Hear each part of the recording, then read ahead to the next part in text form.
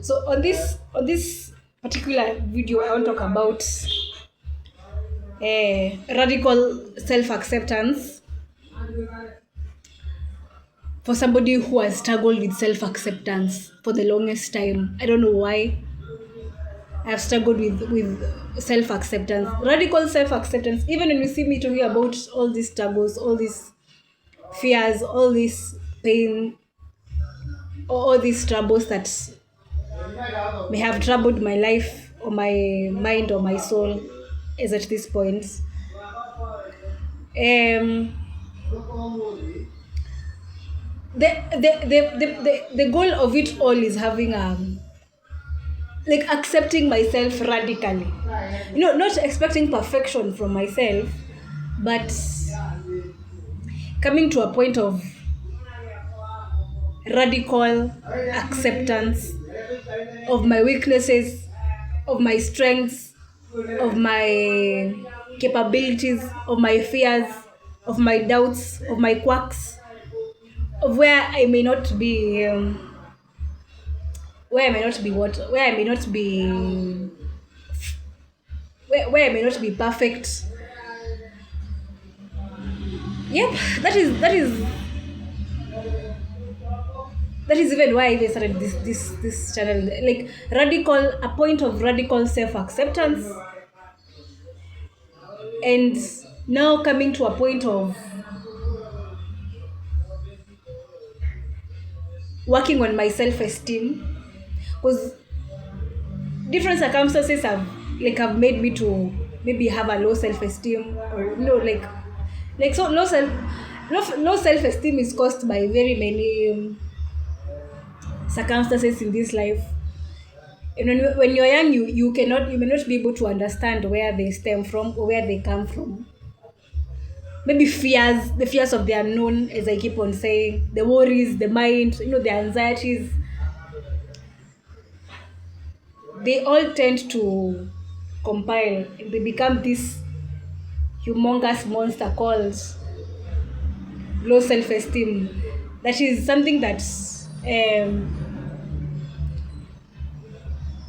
no low self-esteem, especially low self-esteem in business can is something that even deter your progress, because you are always in doubt. Sometimes you even feel like you don't belong.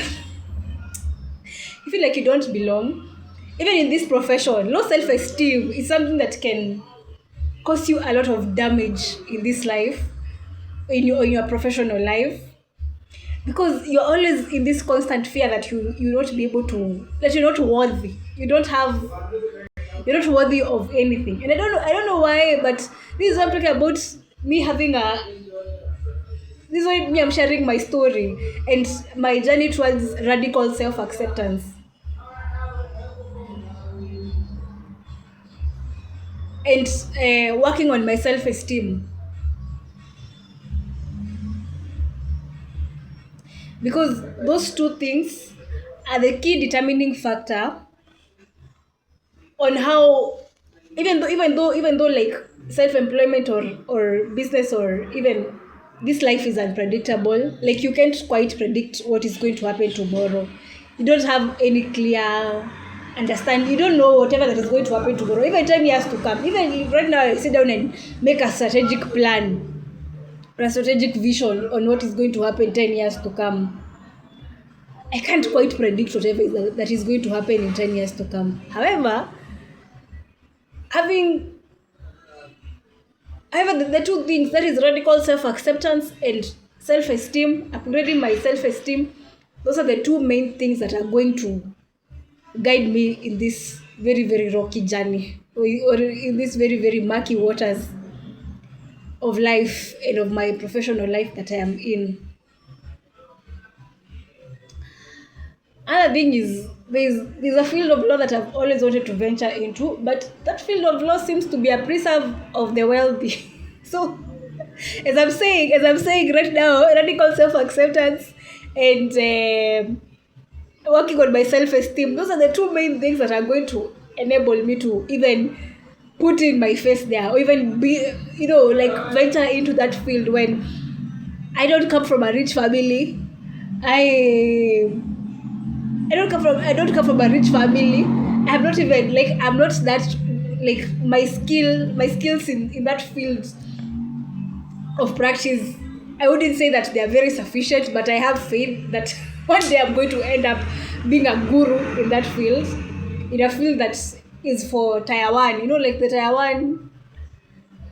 Taiwan law firm. So the Ivy League guys, that field is usually a preserve of those people. But somehow in my mind or in my life, I have this delusion. Let me call it delusion, or I have this faith.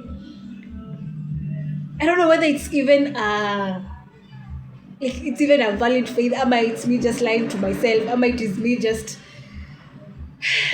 not being honest to myself and lying to myself? But I have this faith and I have this determination that I'm going to one day end up being a guru and being a wizard in that field. And I'm working on that. Yes, and that is my opinion on radical self-acceptance and my journey towards improving my self-esteem.